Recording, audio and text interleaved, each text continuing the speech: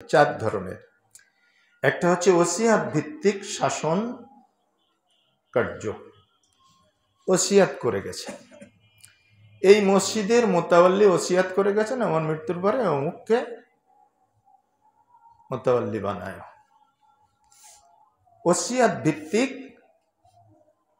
রাষ্ট্রীয় শাসনের নীতিমালা দেখা যায় অতীতের ইতিহাস ঘেটে। এরপরে দেখা যায় যে নেতৃত্ব যিনি আছেন তিনি নির্বাচন করে দিয়ে গেছেন, প্রায় ওসিয়াতের কাছাকাছি তিনি নিজ হাতে নির্বাচন করে দিয়ে গেছেন।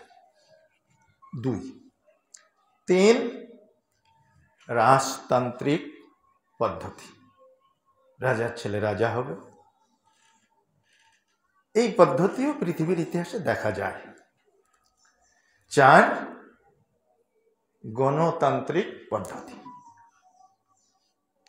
যেটা আমাদের দেশে আমরা চর্চা করি। তো এই চারটার মধ্যে সবচাইতে নিম্ন দরজার যে সিস্টেম সেটা গণতন্ত্র। কারণ আমরা একটি শান্তিপূর্ণ দেশ পাওয়ার জন্য, একটি মাটি পাওয়ার জন্য, একটি স্বাধীন সার্বভৌম এবং বৈষম্যহীন একটি ভূখণ্ড পাওয়ার জন্য অনেক রক্ত দিয়েছি, যার দাগ এখনো শুকিয়ে যায়নি। আর তারপর পরই সংস্কার আনার জন্য আমাদের দেশের বিভিন্ন রাজনীতিবিদ, বিভিন্ন চিন্তাবিদ, বিভিন্ন মহল থেকে অনেক চিন্তা করছেন যে কিভাবে দেশটাকে বৈষম্যহীন শান্তিপূর্ণ একটি জনপদে পরিণত করা যায়, একটা চমৎকার সংস্কারের মাধ্যমে দেশটাকে ঢেলে সাজানো যায়। সবাই চেষ্টা করছেন, আমাদের রাজনীতিবিদ থেকে শুরু করে বুদ্ধিজীবী মহল, তারপরে যারা বৌদ্ধ মানুষ, যারা পণ্ডিত মণ্ডলী, সকলের চেষ্টা। কিন্তু আমরা দেখতে পাচ্ছি যে কাঙ্ক্ষিত লক্ষ্যে পৌঁছানো থেকে আমরা যেন দূরে পড়ে আছি। এর কারণটা কি? কারণটা হলো, আমি যদি আজকের খুতবার শিরোনামটা এভাবে বলি যে মুক্তির জন্য গণতন্ত্র নয়, চাই ইসলামী খেলাফত, তাহলে কথাটা এর ভিতরে এসে যায়। আমরা এই অলৌকিক জগতের মুক্তি চাচ্ছি, সাথে সাথে আমরা যারা মুসলিম ধর্মপ্রাণ তারা আমরা পরলৌকিক জীবনের মুক্তিটাকে বেশি প্রাধান্য দিয়ে থাকি। তাই অলৌকিক এবং পরলৌকিক সার্বিক মুক্তির জন্য ইসলাম যে সলিউশন দিয়ে দিয়েছে, ইসলাম যে বিধান দিয়ে দিয়েছে, ইসলাম যে নীতিমালা প্রবর্তন করেছে, তার বাইরে কোশ্চিনকালেও আমরা শান্তি অর্জন করতে পারবো না। আল্লাহ সুবহানাহু ওয়া তাআলা বলে দিয়েছেন দ্ব্যর্থহীন ভাষা, ওমান ইয়াবতাগি গায়রাল ইসলামে দীনা ফালা ইউকবালা মিনহু।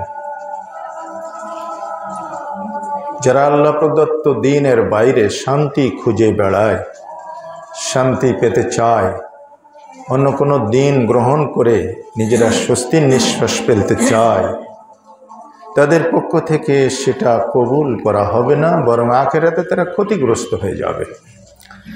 তো আমরা যেন ক্ষতির দিকেই দিনের পর দিন এগিয়ে যাচ্ছি।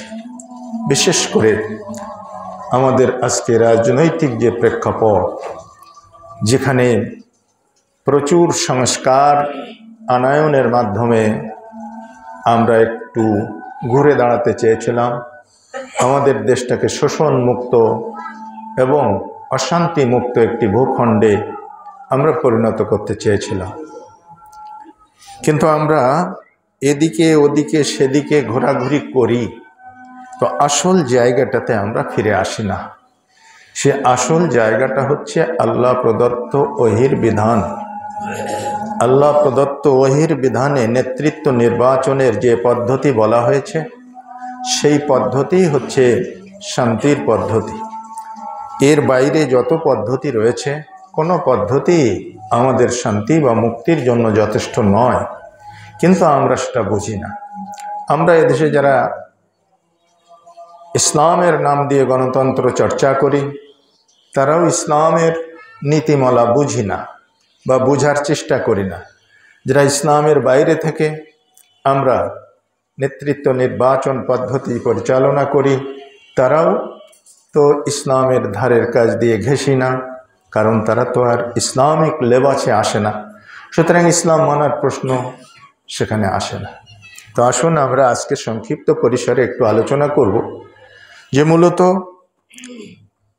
নেতৃত্ব নির্বাচনের বিষয়টি ইসলাম কিভাবে দেখেছে বা কিভাবে প্রণয়ন করেছে, সেই পদ্ধতিটা কি আমরা আজকে কেউ এদেশের মাটিতে চর্চা করছি বা করি?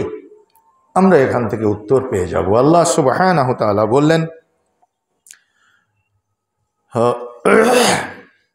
সূরা নূরের 55 নম্বর আয়াতে আল্লাহ সুবহানাহু ওয়া তাআলা জানিয়ে দিলেন, ওয়াদাল্লাহুল্লাযীনা আমানু ওয়া আমিলুস সালিহাতি লায়াস্তাখলিফান্নাহুম ফিল আরদি কামা ইসতাখলাফাল্লাযীনা মিন ক্বাবলিহিম। শোনো দুনিয়ার মানুষ, আল্লাহ তোমাদের জন্য একটা ওয়াদা করেছেন। সে ওয়াদাটা হচ্ছে, যদি তোমরা ঈমান আনয়ন করো এবং আমলে সালেহ সৎকর্ম সম্পাদন করো, তাহলে জমিনে আমি তোমাদেরকে খেলাফত দান করব। খেলাফত দান করব, খেলাফত দিব, খেলাফত নিব, এটা না। খেলাফত কেউ ইচ্ছা করে নিতে পারে না। অতীতে যারা খেলাফত পদ্ধতির সরকার পরিচালনা করেছেন, তাদের জীবনই এটা প্রমাণ করে যে এটা চেয়ে নেওয়ার জিনিস না, আর কখনো এটা কেউ চেয়ে নেননি। আল্লাহ দান করেন। তো এই আয়াতে আল্লাহ সুবহানাহু ওয়া তাআলা সূরা নূরের এই 55 নম্বর আয়াতে আল্লাহ সুবহানাহু ওয়া তাআলা তিনটি জিনিসের ওয়াদা করেছেন, যে তোমাদেরকে পৃথিবীতে আমি শাসন ক্ষমতা দান করব, আর ইসলামকে তোমাদের জন্য বিজয়ী দিন হিসাবে প্রতিষ্ঠা করব, আর ভীতির বদলে তোমাদের জন্য নিরাপত্তার চাদরে মুড়ে দেব। এই তিনটা ওয়াদা আল্লাহ করেছেন। বিনিময়ে কি করতে হবে? ঈমান আনয়ন করতে হবে আর আমলে সালেহ করতে হবে। তাহলে আল্লাহ এটা দিবেন। আল্লাহ এটা দিবেন, আমরা নিব, এটা কিন্তু নয়। পৃথিবীতে 1,24,000 পয়গম্বর এসেছেন, তন্মধ্যে 315 জন রাসূল ছিলেন। যারা নতুন শরিয়ত পেয়েছেন তারা রাসূল, যারা নতুন শরিয়ত পাননি, পূর্ববর্তী নবীর শরিয়াতের অনুগমন করেছেন, তারা নবী। তো 315 জন রাসূল সহ 1,24,000 পয়গম্বরের ভিতর থেকে আল্লাহ সুবহানাহু ওয়া তাআলা রাষ্ট্রীয় ক্ষমতার অধিকারী বানিয়েছিলেন 4 জনকে। এক, দাউদ আলাইহিস সালাম। 2, তার পুত্র সুলাইমান আলাইহিস সালাম। 3, ইউসুফ আলাইহিস সালাম। 4, মুহাম্মদুর রাসূলুল্লাহ সাল্লাল্লাহু আলাইহি ওয়াসাল্লাম। এই 4 জন শুধু রাষ্ট্রীয় ক্ষমতায় অধিষ্ঠিত হয়েছিলেন। তাহলে বাকি যে পয়গম্বর, তারা কি ব্যর্থ হয়েছিলেন? না। তার মানে রাষ্ট্রীয় ক্ষমতা গ্রহণ করাটা এটা পয়গম্বরী মিশনের আবশ্যিক শর্ত নয়। আবশ্যিক শর্ত কি পয়গম্বরী মিশনের? আল্লাহ সূরা নাহলের 36 নম্বর আয়াতে বলে দিয়েছেন, ওয়ালাকাদ বাআসনা ফি কুল্লি উম্মাতির রাসূলা আন ইবুদুল্লাহা ওয়াজতানিবুত তাগুত। আমি পৃথিবীতে রাসূল পাঠিয়েছি, নবী পাঠিয়েছি দুটো কর্মসূচি দিয়ে। একটা হচ্ছে তারা আল্লাহর ইবাদতের দিকে মানুষকে ডাকবে। 2 নম্বর হচ্ছে তারা তাগুত, আল্লাহ বিরোধী সমস্ত শক্তি থেকে, আল্লাহ বিরোধী যত পূজা অর্চনা আছে সব থেকে মানুষকে বিরত রাখার দাওয়াত দিবে। এই দুই কর্মসূচি দিয়ে আল্লাহ নবী এবং রাসূল পাঠিয়েছিলেন।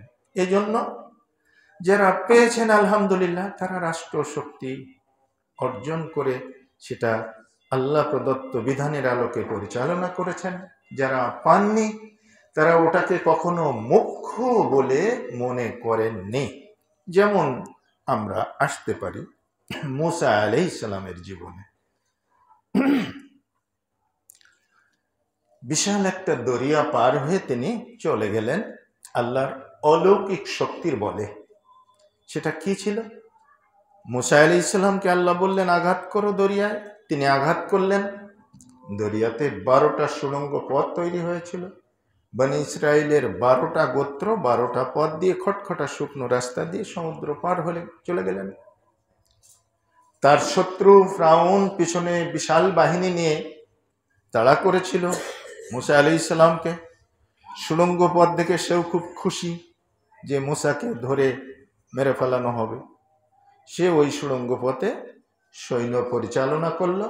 মাঝখানে যখন গেল, মুসা আলাইহিস সালাম তীরে উঠে গেছেন, তারা মাঝ দরিয়া অবস্থান করছে। আল্লাহ সুবহানাহু ওয়া তাআলা বললেন, দরিয়া তুমি টইটম্বুর হয়ে যাও, তুমি পানিতে আবার ভরপুর হয়ে যাও। দরিয়া ভরপুর হয়ে গেল। ফিরআউনের বাহিনী একেবারে মরে নেফাত হয়ে গেল, কেউ বেঁচে থাকলো না। তাহলে মিশরের যে সিংহাসনে ফিরআউন রাজত্ব করত, সেই সিংহাসন কি হয়ে গেল? খালি হয়ে গেল। মুসা আলাইহিস সালাম ওপারে। তাহলে যদি রাষ্ট্রীয় ক্ষমতাটা নবীদের জন্য আবশ্যকীয় হতো, তাহলে মুসা আলাইহিস সালামকে বলা হতো শিগগির ফিরে যাও, তোমার খালি সিংহাসনে বসতে হবে, কেউ নেই, ওখানে বসো এবং বলে দাও লা ইলাহা ইল্লাল্লাহ বলো, নইলে মাথা কেটে দেব। তাহলে 24 ঘন্টার ভিতরে মিশরে আল্লাহর উলুহিয়াত প্রতিষ্ঠিত হয়ে যেত। কিন্তু আল্লাহ সুবহানাহু ওয়া তাআলা এভাবে চাননি। মুসা যে পারে এসেছো, এপারে যে বনু আদম রয়েছে তাদের কাছে তাওহীদের দাওয়াত দাও। ওদিকে ফিরআউনের সিংহাসনে কে বসবে না বসবে সেটা আমি দেখব, সেটা দেখার বিষয় তোমার নয়।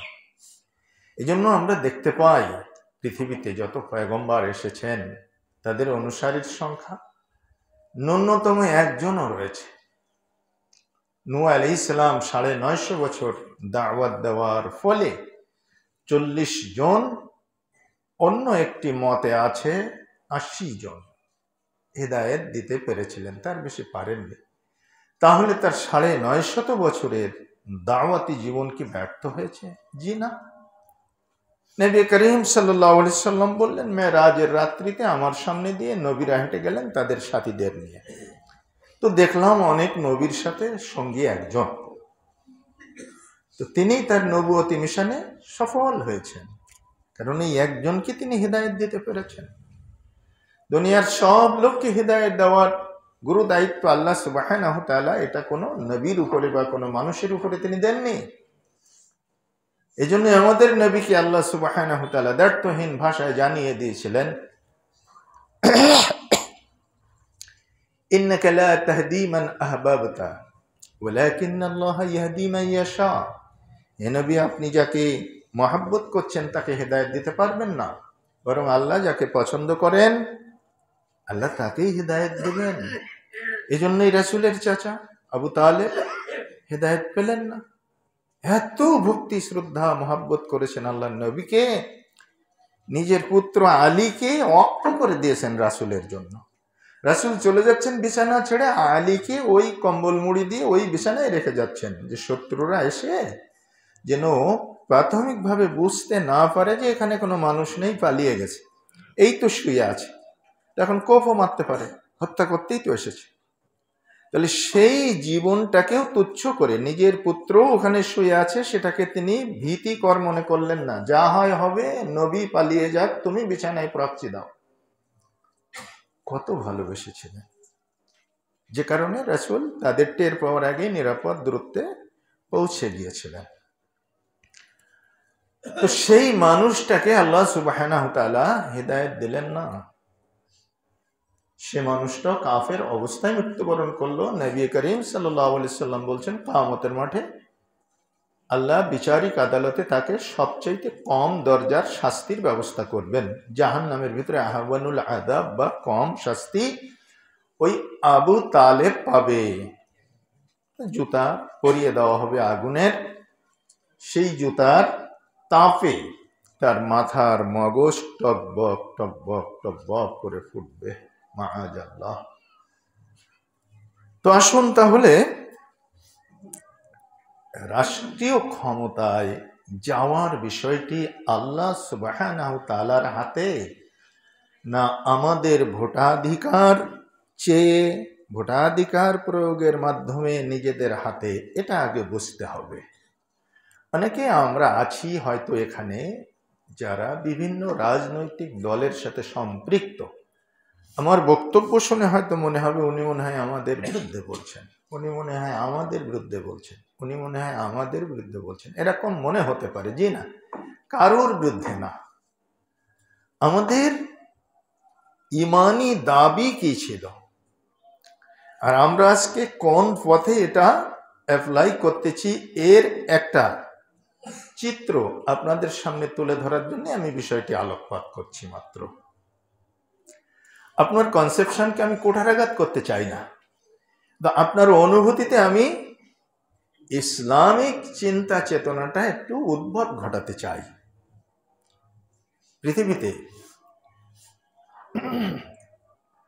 2500 বছর হলো গণতন্ত্র এসেছে, গণতন্ত্রের চর্চা হচ্ছে। এই গণতান্ত্রিক প্রক্রিয়ায় আমাদের দেশে নেতৃত্ব নির্বাচনের সিস্টেমটা চালু আছে। পৃথিবীতে 3 ধরনের শাসন ব্যবস্থা এ পর্যন্ত দেখা গেছে, 4 ধরনের বলতে পারি, 4 ধরনের।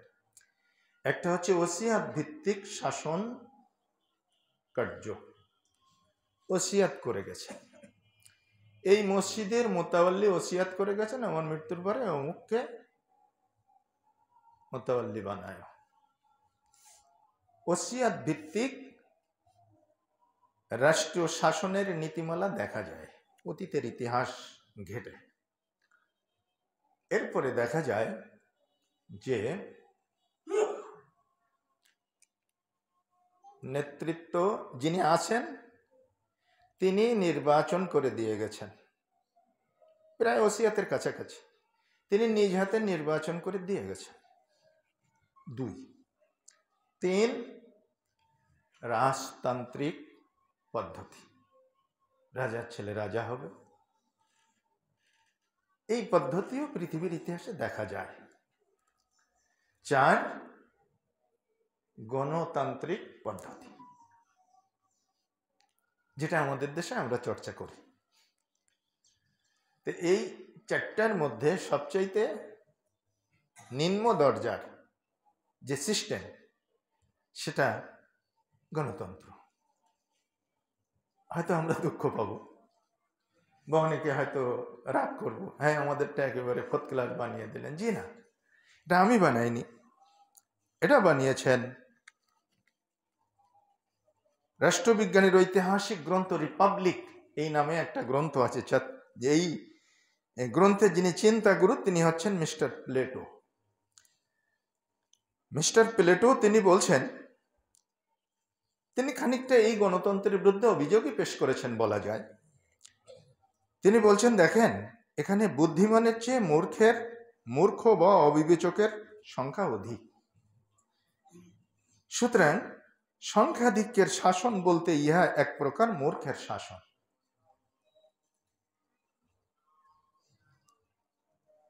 তিনি সাংঘাতিক কথাটা বলেছেন যে এখানে বুদ্ধিমানের চেয়ে মূর্খ বা অবিবেচকের সংখ্যা অধিক। এই গণতন্ত্রে মাথা গোনা হয়, মাথার ভিতরে কি আছে সেটা গণনা করা হয় না। মনে করেন আপনাদের গ্রামে একজন শিক্ষিত মানুষ আছেন, তিনি ঢাকা ইউনিভার্সিটির প্রফেসর। তো ওই প্রফেসর সাহেবের ভোটের যে মূল্য, ওই প্রফেসর সাহেব ইউনিভার্সিটিতে থাকেন, ওনার বাড়ির একজন কেয়ারটেকার আছে, ওই কেয়ারটেকারের ভোটেরও সেই মূল্য। এখন আরেকটু এগিয়ে যাই, ঢাকা ইউনিভার্সিটির ভিসি মহোদয়ের ভোটের যে মূল্য, ওই ইউনিভার্সিটির যারা ক্লিনার, যারা ডোম চামার, যারা বাথরুম পরিষ্কার করে, ওর একটা ভোটেরও সেই মূল্য। একজন ক্লিনার, দুইজন ক্লিনার যদি একদিকে ভোট দেয় আর ভিসি মহোদয় যদি একদিকে ভোট দেয়, ওই ক্লিনারের প্যানেল জিতে যাবে, ভিসি মহোদয় পরাজিত হবেন। সেই দিকে লক্ষ্য করে আজকে গণতন্ত্রের যে সূতিকাগার আমেরিকা, তাদের গণতন্ত্রে তারা একটা দারুণ মোটিভেশন দিয়েছে, মডিফাই করে সেটাকে খানিকটা ইসলামিক খেলাফতের কাছাকাছি এনেছে। তারা তো আর ইসলাম চর্চা করে না, যদি করতো তাহলে কিন্তু খেলাফতই প্রতিষ্ঠিত করত, কিন্তু খেলাফতের আদলে সাজিয়ে সুন্দর একটা মোটিভেশন দিয়ে আমাদের থেকে পৃথক করে নিয়েছে। আপনারা হয়তো অনেকেই জানেন, আর অধিকাংশ জানেন না যে তাদের সেই মোটিভেশনটা কি। তারা সকলের ভোট সমান হিসাবে গণে না, অথচ এই আমেরিকায় কিন্তু এই আধুনিক গণতন্ত্রের সূতিকাগার বলা হয়। কারণ এখান থেকেই সর্বশেষ 1863 সালে যে চিন্তানায়ক, যার নাম হচ্ছে আব্রাহাম লিঙ্কন, তিনি যে এটা দিয়েছিলেন, সংজ্ঞাটা দিয়েছিলেন, সেটাই আমরা চর্চা করি। সেটা হচ্ছে the government of the people, by the people, for the people. জনগণের সরকার জনগণের দ্বারা জনগণের জন্য নির্বাচিত হবে। তখন এই নির্বাচিত হওয়ার সিস্টেম আমাদের দেশে আমরা তো জানি, ভোট চাই, ভোটারের দোয়া চাই সকলের, তারপরে ভোট দিন, ভোট দিন, অমুক মার্কায় ভোট দিন। ইসলাম এই সিস্টেমটাই রহিত করেছে চিরদিনের জন্য। ইসলামের নবী বলে গেলেন আমাদের জন্য যে শোনো, নেতৃত্ব চেয়ে নেবে না, নেতৃত্ব চেয়ে নেওয়া হারাম। এটা আপনার বুখারী শরীফের 7146 নম্বর হাদিসে এসেছে। রাসূল সাল্লাল্লাহু আলাইহি সাল্লাম বলছেন, লা তাচালিল ইমারাতা ফাইন্নাকা ইন উতিতাহা আন মাসআলাতিন উকিলতা ইলাইহা ওয়া ইন উতিতাহা মিন গায়রি মাসআলাতিন উইনতা আলাইহা। সাবধান হে আমার উম্মতরা, তোমরা কেউ কোনোদিন কোনো ব্যাপারে, সামাজিক শাসনের ব্যাপারে, রাষ্ট্রীয় শাসনের ব্যাপারে নেতৃত্ব চেয়ে নিও না। নেতৃত্ব যদি তুমি চেয়ে নাও, উকিলতা ইলাইহা, ওর জিম্মাদারি তোমার, ভালো করো মন্দ করো, তুমি এর জবাবদিহিতা করবে। ওয়াইন উতিতাহা মিন গায়রি মাসআলাতিন উইনতা আলাইহা, আর যদি না চেয়ে নেতৃত্ব পাও উইনতা আলাইহা, তাহলে তোমার উপরে আল্লাহর পক্ষ থেকে রহম করা হবে, সাহায্য করা হবে। কিন্তু আমরা কি না চেয়ে নেতৃত্ব নেই? কখন? যখন ফাসাদে পড়ে যায়, ফাপড়ে পড়ে যায়, একেবারে নিরুপায় হয়ে যায়, তখন ইউনূসকে ডাক দেয়। বলেন, কে ভোট দিয়ে বানিয়েছে? কয় ভোট দিয়েছেন আপনারা? না, ভোট দিয়ে বানাতে হয়নি। যদি জিজ্ঞেস করি আপনাদের কাছে, অতীতের যারা শাসন কার্য পরিচালনা করেছে, বিভিন্ন রাজনৈতিক দলের নেতা, তাদের চাইতে ইউনূস ভালো না তারা ভালো? আপনারা উত্তর ভালোই জানেন আমার চাইতে। উত্তরটা বেরিয়ে আসবে, কিন্তু সঠিক, ইউনূসকেই ভালো বলবেন। এর আগে যারা চলে গেছে, কি কেয়ারটেকার সরকারের প্রধান হিসাবে, নির্বাচিত সরকার ভালো চালিয়েছিল না কেয়ারটেকার ভালো চালিয়েছিল? বলো, উত্তর চলে আসবে কিন্তু সঠিকটা। কিন্তু এই যতই ভালো হোক না কেন, আমরা নড়ে চড়ে সেই পাপের ভিতরে পা না ভরে দেওয়া পর্যন্ত শান্তি পাই না। এটাই হচ্ছে অমুসলিমদের চক্রান্ত। যে চক্রান্তটা করেছিল তারা সর্বশেষ খেলাফতের পতনের মুহূর্তে, সেটা ছিল 1924 সালের 3রা মার্চ। তুরস্কে ওসমানীয় খেলাফতের শেষ সুলতান, শেষ খলিফা দ্বিতীয় আব্দুল মজিদকে পরাজিত করে আমাদের খেলাফত পদ্ধতি পৃথিবীর ভূখণ্ড থেকে চিরদিনের জন্য মুছে দেওয়া হয়েছে। 100 বছর হয়ে গেল, 101 বছরে মুসলমানরা আর সেই খেলাফত পুনরুদ্ধার করতে পারেনি। আর সেটা নিশ্চিহ্ন করা হয়েছিল কি দিয়ে জানেন? এই তথাকথিত ইসলামিক দল দিয়ে, গণতন্ত্রী দিয়ে। তার নাম হচ্ছে তুর্কি বীর কামাল পাশা। আমাদের জাতীয় কবি কবিতায় লিখেছেন, ওই খেপেছে পাগলা মায়ের দামাল ছেলে কামাল ভাই, অসুরপুরে সুর উঠেছে জোরসে সামাল সামাল তাই। আমরা এই কামালকে চিনি, এই আতাতুর্ককে চিনি, কিন্তু আসল কামাল পাশাকে আমরা চিনি না। আসল কামাল পাশা হচ্ছে জামিয়াতুল ইত্তেহাদের নামে একটি ইসলামিক সংগঠন তৈরি করা হলো। করলো কারা? বর্তমান ইসরায়েলের যারা প্রত্যাশী ছিল তারা, ইহুদি নাসারা পণ্ডিত মণ্ডলী। কামাল পাশাকে দিয়ে জামিয়াতুল, আজকে আমাদের দেশে দিল ফরিব, নয়নাভিরাম, চিত্তাকর্ষক ইসলামিক দল আছে না, ব্যানার আছে না, সুন্দর সুন্দর নাম, যে নাম শুনলেই আসলে মহাব্বত করতে ইচ্ছা করে, যে মার্কা দেখলেই আসলে মনটা বিগলিত হয়ে যায়। কিন্তু দেখতে হবে আসলে তারা ইসলামের নীতি নৈতিকতার প্ল্যাটফর্মে আছেন কিনা। যে প্ল্যাটফর্মে তারা আছেন সেটা হচ্ছে ওই ধার করা ইহুদিদের প্ল্যাটফর্ম। আমি আল্লাহর কসম দিয়ে বলছি, কাউকে ছোট করার জন্য, কাউকে হেয় করার জন্য, বা কারোর দলীয় যে ভাবমূর্তি সেটা ক্ষুণ্ণ করার জন্য বলছি না, শুধুমাত্র সত্য প্রকাশের স্বার্থে। জামিয়াতুল ইত্তেহাদের নামে কামাল পাশাকে নেতা বানিয়ে এই তুরস্কের শেষ খলিফা দ্বিতীয় আব্দুল মজিদকে পদচ্যুত করা হয়। শর্ত দিয়েছিল যে ফিলিস্তিন ইহুদিদের জন্য একটি অংশ ছেড়ে দিতে হবে, তুমি খলিফা হিসেবে বহাল থাকবে। সেদিন দ্বিতীয় আব্দুল মজিদ বলেছিলেন, ফিলিস্তিনের ভূখণ্ড থেকে 1 ইঞ্চি জায়গাও আমি ইহুদিদের জন্য দিব না। তার মাসুল গুনতে হলো জামিয়াতুল ইত্তেহাদ খাড়া করে দিয়ে, মুসলমান রাজনৈতিক দল দিয়ে মুসলমান খলিফাকে পদচ্যুত করা। তিনি বলেছিলেন, আলহামদুলিল্লাহ, মেনে নিলাম আমার পদচ্যুতি, কিন্তু আমি ফিলিস্তিনের 1 ইঞ্চি জায়গা দেব।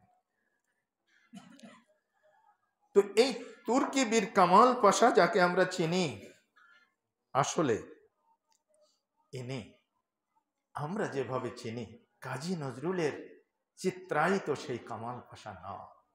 ইনি এসেছিলেন পুরো ইসলামকে অন্যদের দ্বারা বায়াস্ট হয়ে ধ্বংস করার জন্য, এবং সেটা তিনি করেছিলেন। তিনি আয়া সফিয়া, আজকে যে খবর শুনেছেন, আমরা নিকট অতীতে একটা খবর শুনেছি, সেটাকে আবার মসজিদে রূপান্তরিত করা হয়েছে। আয়া সফিয়াকে এটা গির্জায় পরিণত করেছিলেন, মুসলমানদের মসজিদ ছিল। তিনি আরো একটি জাতীয় মসজিদকে গুদাম ঘরে পরিণত করেছিলেন। তিনি বিজাতীয় সভ্যতা ক্লিষ্ট নারীদের এনে তুরস্কে গান বাজনা করে জনগণের ঈমান হরণে অংশগ্রহণ করেছিলেন।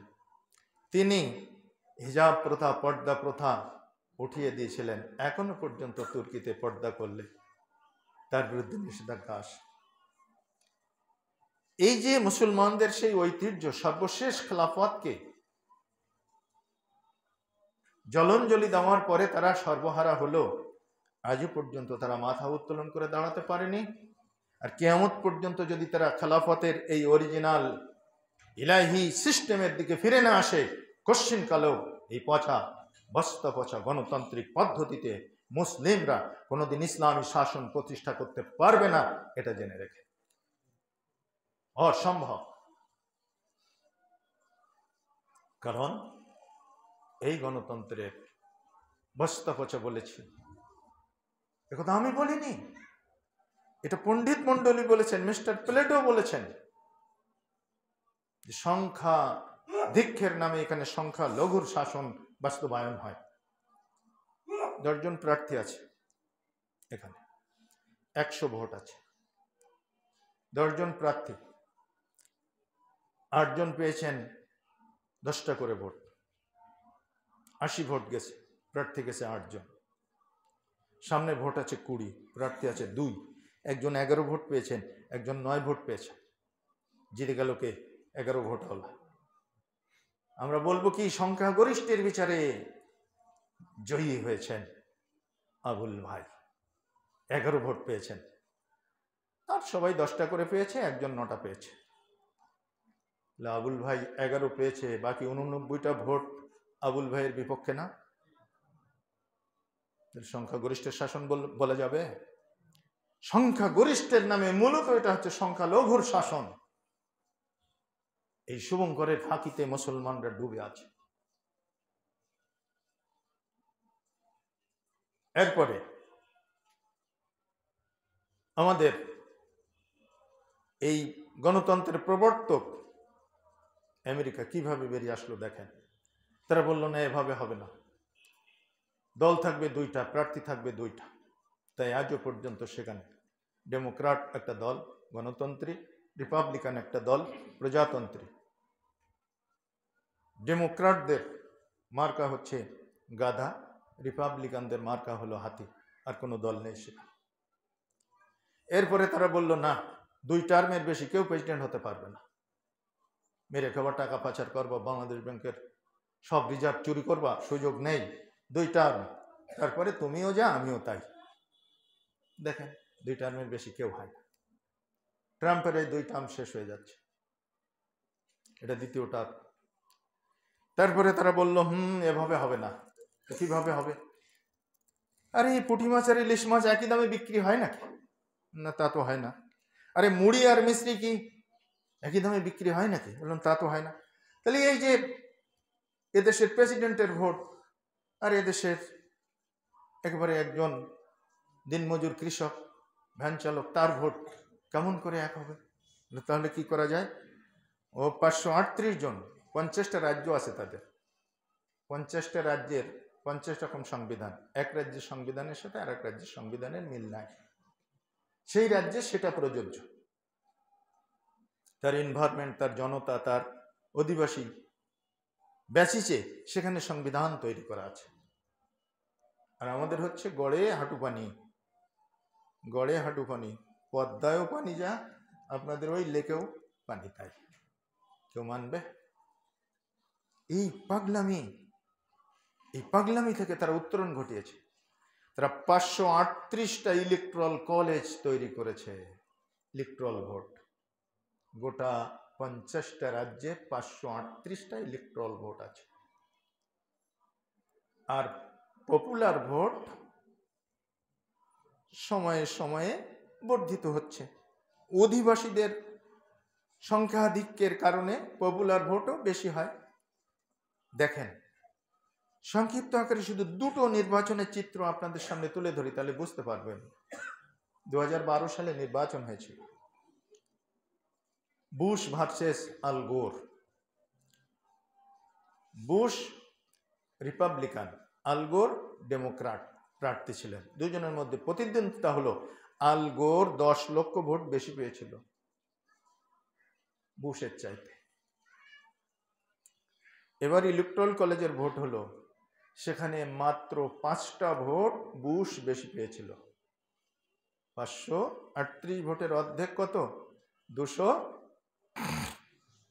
250 আর 19, তাহলে 269। 269 আর 5 কত? 274 ভোট পেয়ে গেল। সে 5 ভোট বেশি পেল বুশ প্রেসিডেন্ট হলো। কিন্তু জনগণের ভোট কিন্তু 10 লাখ বেশি পেয়ে আছে আল গোর, কাজ হলো না। কারণ হানাফি উসুলের একটা বক্তব্য আছে, তারা বলেছে আল আওয়ামু কাল আনআম, সাধারণ লোক জন্তু জানোয়ারের মতো। এই নীতিটা কিন্তু আমেরিকা গ্রহণ করেছে। সাধারণ লোকের ভোট আর ইলেকট্রাল কলেজের ভোট তারা এক করেনি। তারা এই গণতন্ত্রে মাথা গণেনি, মাথার ভিতরে কি আছে এটাই গণেছে।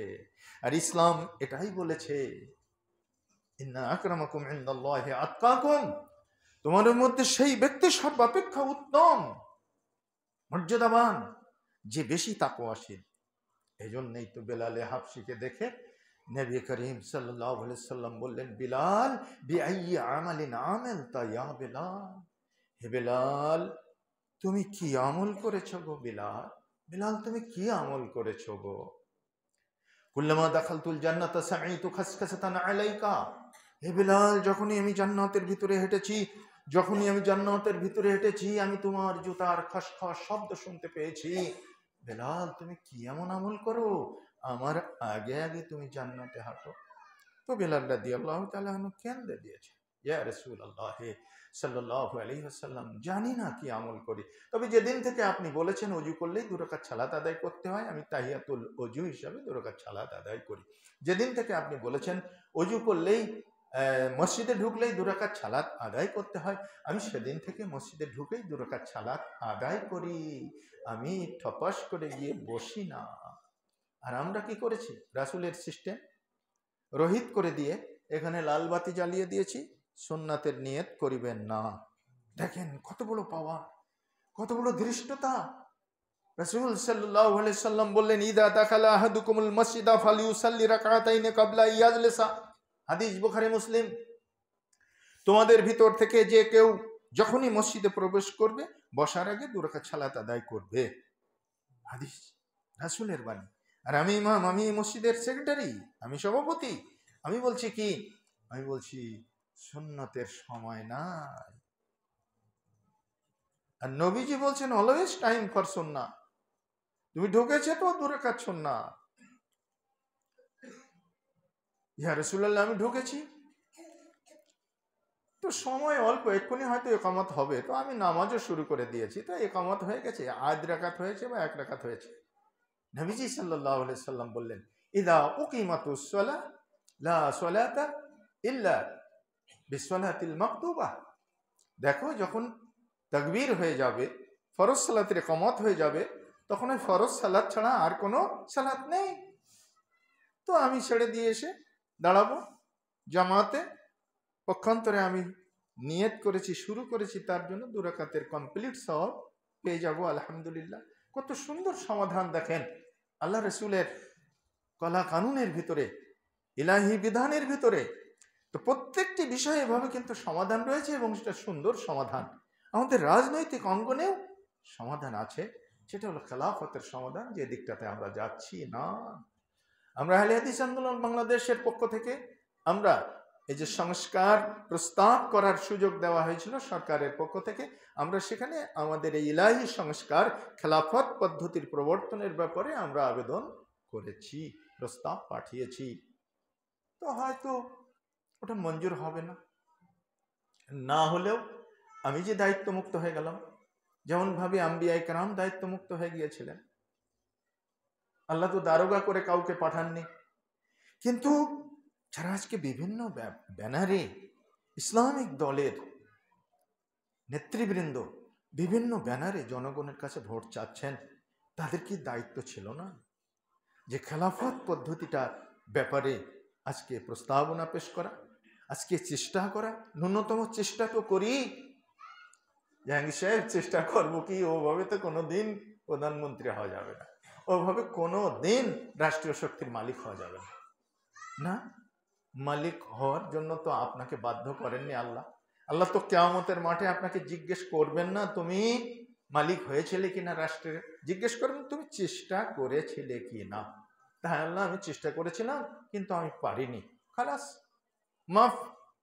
কিন্তু আমি যে বললামই না, আমি যে চেষ্টাই করলাম না, বরং এই যে গতানুগতিক ওয়েতে এই বস্তা পচা সিস্টেমের ধাক্কায় আমরাও আন্দোলিত হয়ে আমরাও বললাম ভোট চাই, ভোটারের দোয়া চাই সকলের। কেমন কথা হয়ে গেল? ভোট চেয়ে নেওয়ার জিনিস, নেতৃত্ব চেয়ে নেওয়ার জিনিস নয়। নেতৃত্ব আল্লাহ প্রদত্ত মনে করবেন। আল্লাহ বলছেন যদি 2টি বিধান বাস্তবায়ন করতে পারো, ঈমান এবং আমলে সালেহ, লাইয়াস্তাখলিফান্নাহুম ফিল আরদ, আমি জমিনে তাদের শাসন ক্ষমতা অর্পণ করব।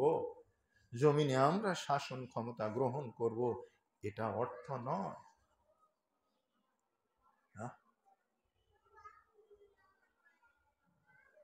খলিফাতুল মুসলিমিন হযরতে আলী রাদিয়াল্লাহু তাআলা আনহুকে খুঁজে পাওয়া যাচ্ছে না। কোথায় আলী, কোথায় আলী? ওসমান শাহাদাত বরণ করেছেন। ওসমানের শাহাদাতের সেই করুণ কাহিনী আজ পর্যন্ত উম্মতের হৃদয়ে রক্তক্ষরণ ঘটায়, উম্মতের চোখের কোনা দিয়ে অশ্রু বিগলিত করে দেয়। হযরতে ওসমান রাদিয়াল্লাহু তাআলা আনহু, যিনি 12 বছর খেলাফত পরিচালনা করেছিলেন, 23 থেকে 35 হিজরি সাল পর্যন্ত। ওসমান রাদিয়াল্লাহু তাআলা আনহুর খেলাফতের ছোট্ট একটা উদাহরণ শুনুন। তার বৈপিত্রীয় ভাই ওলীদ বিন উকবা মদ পান করে কুফার মসজিদে ইমামতি করেছেন। বৈপিত্রীয় ভাই, বাপ 2 মা 1। মা আগের ঘরের একটা ছেলে, তাকে নিয়ে আরেক ঘরে এসেছে। এই ঘরের আমি আর ও আগের ঘরের একজন, এই আমাদের সম্পর্ক হবে। বৈপিত্রীয় ভাই ওলীদ বিন উকবা নালিশ এসেছে দরবারে খেলাফতে, আপনার ভাই মদ পান করে ফজরের নামাজে ইমামতি করেছেন। ওলীদ, তোমার বিরুদ্ধে আনিত অভিযোগ সত্যি? জি না ভাইজান, আমার বিরুদ্ধে আনিত অভিযোগ সত্যি নয়। তোমার পক্ষে সাক্ষী দাঁড় করাও। এই তোমরা বলো, কেউ কথা বলছে না। যারা নালিশ করেছো তোমাদের পক্ষে সাক্ষী দাঁড় করাও। অসংখ্য মানুষ সাক্ষী দিল, হ্যাঁ আমরা দেখেছি। উনি মদ পান করে বলেছিলেন, আরো 2 রাকাত পড়িয়ে দিব নাকি? উনি বমি করেছিলেন, তার বমির ভিতরে আমরা সুরার গন্ধ পেয়েছিলাম। ওসমান রাদিয়াল্লাহু তাআলা আনহু বললেন, প্রমাণ হয়ে গেছে, তুমি দোষী। যাও আলী, আমার ভাইকে প্রকাশ্য দেওয়ালোকে জনসমক্ষে মদ পানের শাস্তি দাও, যাও নিয়ে যাও, বেতমার। আলী নিয়ে যাচ্ছেন, হাজারো জনতা পিছনে যাচ্ছে লাইন দিয়ে, সবাই দেখছে ন্যায় বিচারের আজকে এই যে সোনালী চিত্র সকলেই অবলোকন করছে। উদ্গ্রীব হয়ে আছে জনতা। আলী লজ্জাবোধ করছেন, কিভাবে মারি, বন্ধু মানুষ, একই সাথে কাজকাম করি, লজ্জা করছে। আব্দুল্লাহ বিন জাফরকে লক্ষ্য করে বলছেন, নিজের চাচতো ভাই, নিজের ভ্রাতুষ্পুত্র, জাফরের পুত্র, আর আলী হচ্ছেন আর এক ভাই, জাফরের ভাই। আব্দুল্লাহ, তুমি মারতে পারবে? বলছে, হ্যাঁ পারবো। কয় ঘা মারতে হবে বলুন, তুমি মারা শুরু করো, আমি বলে দিচ্ছি। 1 2 3 4 5 করে 40টা মারার পরে আলী বললেন, থামো। জনগণ বলছে, কেন থামবে কেন? এই মদ পানের শাস্তি দিতে গিয়ে ওমর ফারুক রাদিয়াল্লাহু তাআলা আনহুকে আমরা 80টা বেত মারতে দেখেছি। আলী রাদিয়াল্লাহু তাআলা আনহু মুস্কি হাসি দিয়ে বললেন, হে জনগণ, আমি ওমর ফারুক রাদিয়াল্লাহু তাআলা আনহুকে মদ পানের শাস্তি দিতে গিয়ে 80টা বেত মারতে দেখেছি। আমি ওটাও পছন্দ করি। পক্ষান্তরে নবী মুহাম্মদ সাল্লাল্লাহু আলাইহি সাল্লাম মদ পানের শাস্তি দিতে গিয়ে 40টা বেত মেরেছেন, এটাও আমার কাছে পছন্দ। আমি দুটোই পছন্দ করি, কিন্তু আমার কাছে অধিক পছন্দের বিষয় হচ্ছে নবী মুহাম্মদ সাল্লাল্লাহু আলাইহি সাল্লামেরটা। মনে রাখবেন, এই হাদিসের উপর ভিত্তি করে আহলে হাদিসরা তাদের অধিকাংশ মসজিদ সমূহে জুমার আজান 2টা না 1টা দেয়। তার কারণ 1 আজান রাসূলের সুন্নাত, 2 আজান ওসমানের সুন্নাত। দুটোই আমরা পছন্দ করি, কিন্তু আমরা অধিক পছন্দ করি আলী যেটা বলেছেন সেটা রাসূলেরটা।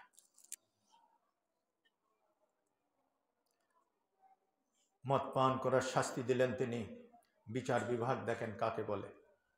আজকের এরকম নিরপেক্ষ স্বচ্ছ বিচার বিভাগ যদি থাকতো, আমাদের দেশের কোনো প্রধানমন্ত্রীকেও পালাতে হতো না, কোনো মন্ত্রীকেও আজকে জবনিকার আড়ালে থাকতে হতো না, দেশের মানুষ আজকে ফাঁসির কাস্টে ঝুলত না, তারা রেকটিফাইড হতো। নবী করিম সাল্লাল্লাহু আলাইহি সাল্লাম মদিনার মসজিদে বসে আছেন, সাহাবায়ে কেরাম অনেকেই সেখানে রয়েছেন তার জীবদ্দশায়।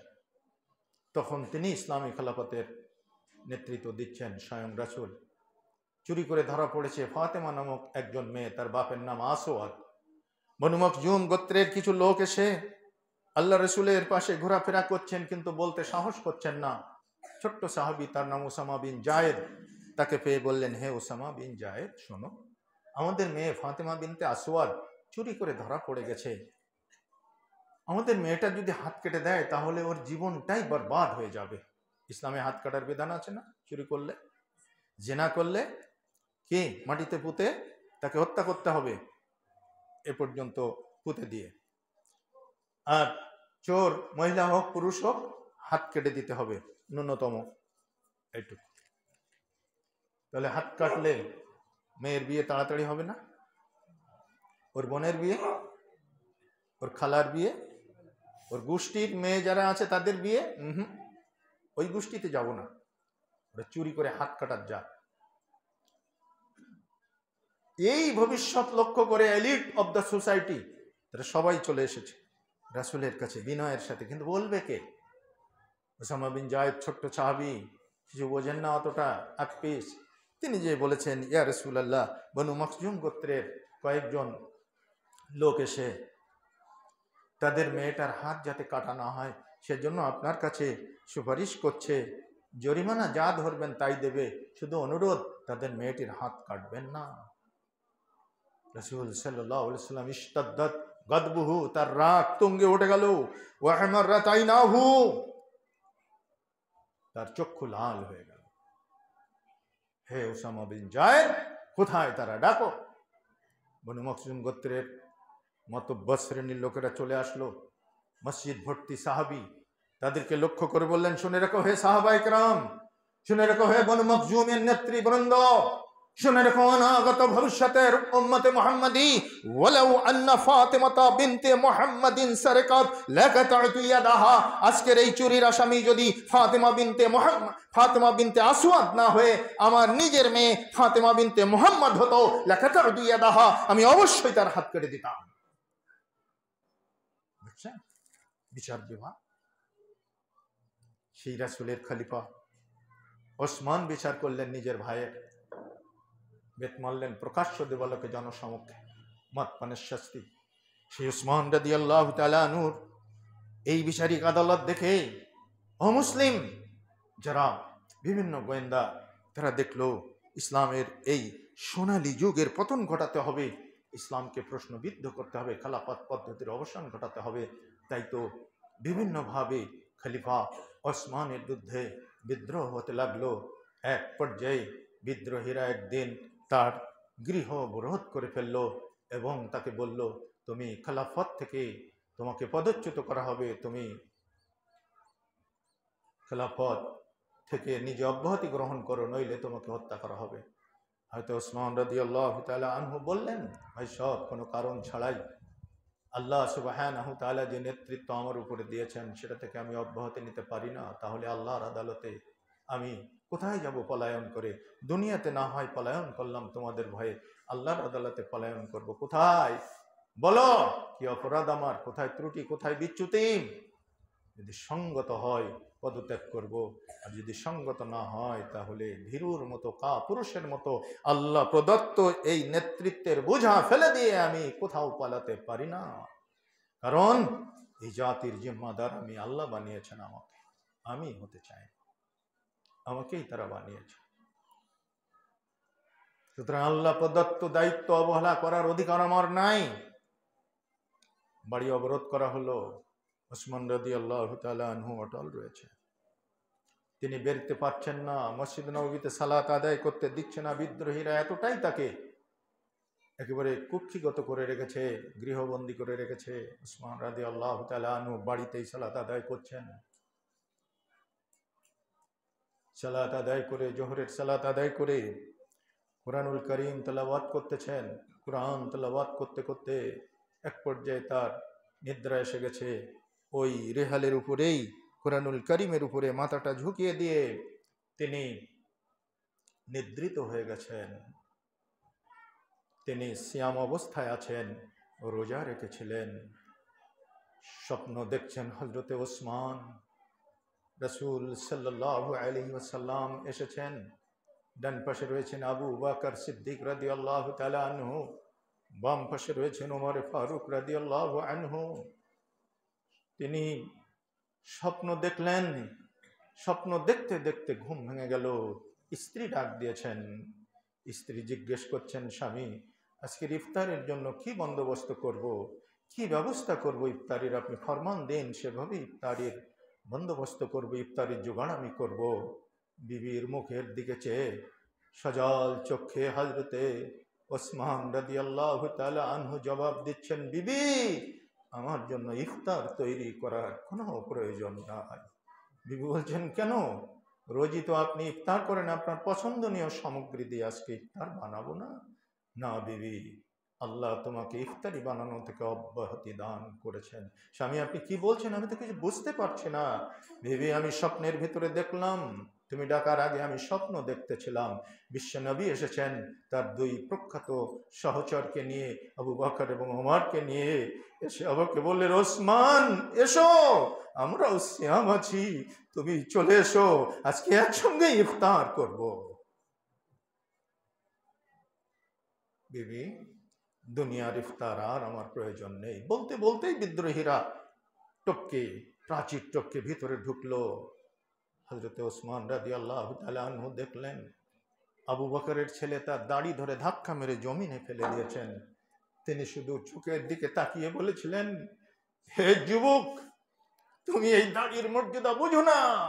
এই দাড়ির মর্যাদা কি তোমার আব্বা যদি বেঁচে থাকতেন তিনি বুঝতেন।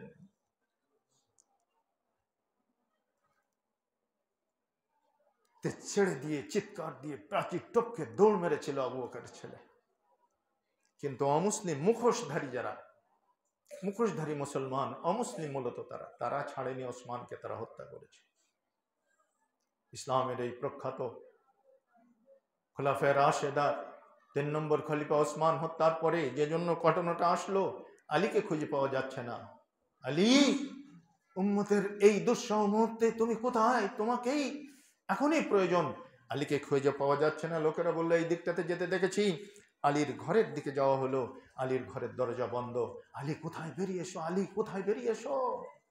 আলী রাদিয়াল্লাহু তাআলা আনহু বলছেন, ভাই সব মাফ করবেন, আমি খেলাফতের দায়িত্ব নিতে পারবো না। ইসলামের এই জিম্মাদারি আমার পক্ষে নেওয়া সম্ভব নয়। আমি অতীব দুর্বল মানুষ, আমি নিজেকে এই পদের যোগ্য মনে করি না। তোমরা অন্য কারো কাছে যাও, অন্য কাউকে যোগ্য সম্পন্ন ব্যক্তিকে তোমরা, যোগ্যতা সম্পন্ন ব্যক্তিকে তোমরা নেতৃত্ব নির্বাচন করো, আমাকে নয়। আলী আপনি বের হন, দেখি আপনার সাথে দুটো কথা বলে মুসাফা করি। যখনই তিনি বের হলেন, মুসাফা করেই তিনি বললেন, খলিফা হিসাবে আপনার কাছে আমি আপনার বায়আত গ্রহণ করলাম। আর কোনো গত্যন্তর থাকলো না, আর কোনো গত্যন্তর থাকলো না। অবশ্যই তার অনিচ্ছাকৃতভাবে এই নেতৃত্ব নিতে হলো। ইসলামের এই নেতৃত্ব নির্বাচন পদ্ধতি এরকমই। এজন্য আজকে নেতৃত্ব চেয়ে নেওয়ার যে প্রবণতা আমাদের দেশে চলছে, ইসলামের নামে হোক বা ইসলামের নাম ছাড়াই হোক, যে সমস্ত রাজনৈতিক দল আমাদের সামনে ভোট চাইতে আসেন বা ভোটের জন্য প্রার্থী দেন, এই সিস্টেমটা ইসলাম সমর্থন করে না। ইসলাম সমর্থন করে প্রার্থীবিহীন নির্বাচন। আর সেটা খেলাফতের জামানায় যেমন হয়েছে, আজকে যদি কেউ মনে করে যে আজকের জামানায় এটা অসম্ভব, তাহলে তিনিও ভুলের ভিতরে আছেন।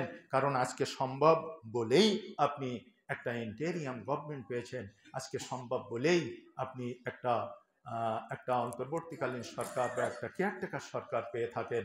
সুতরাং এটা অসম্ভব নয়। আমাদের চিন্তা চেতনার ভিতরে বর্জুয়া একটা চিন্তা ঢুকে গেছে, যে কারণে আমরা সেই সোনালী যুগের ইসলামের ওই ভিত্তিক খেলাফত সিস্টেম ভুলে গেছি। আসুন আজকে রাষ্ট্রকে যদি আমরা বৈষম্যহীন এবং শান্তিপূর্ণ একটি জনপদে আবার ফিরিয়ে আনতে চাই, তাহলে ইলাহি বিধানের দিকে ফিরে আসতে হবে। চাই খেলাফত, অবশ্যই গণতন্ত্র নয়। এজন্যই আজকের শিরোনাম আমি আপনাদের সামনে উল্লেখ করেছি, মুক্তির জন্য গণতন্ত্র নয়, চাই ইসলামী খেলাফত। আল্লাহ রাব্বুল আলামিন আমাদের সকলকে ইসলামী খেলাফতের ভাবমূর্তি বোঝার, উপলব্ধি করার তৌফিক দান করুন এবং সেই আদলে আমাদের দেশটাকে, আমাদের